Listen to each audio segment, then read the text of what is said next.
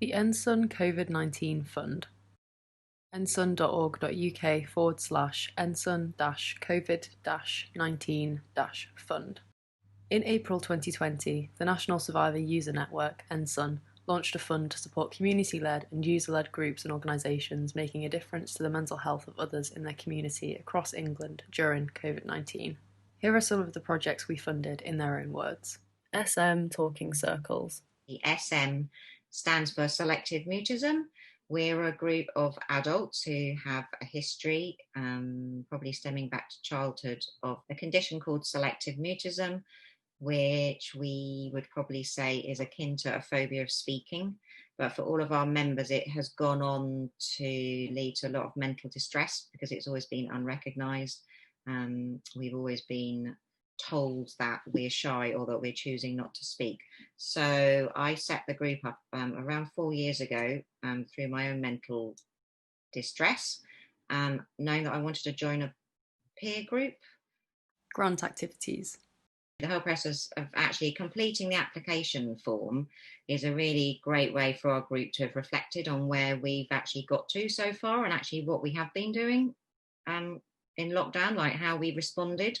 We obviously used immediately to update our Zoom account because we were using somebody's personal account. Now that we've reached a stage online where members are quite confident about being online, it's been quite interesting that they have come up with a lot of ideas about what they might want to do with the money. They kind of want to develop some kind of template or encourage other groups maybe to meet online, which means that we can buy some other online platforms like Miro or Jamboard, which means that we can use a lot of non-verbal post-it notes. What we've learnt. We devised a voting system which was using numbers, so basically our decision-making process. So the poll on Zoom actually correlates so beautifully to what we used to do face-to-face. So we can set up loads of polls or even polls while we're in the meeting, and they're anonymous, which is perfect as well.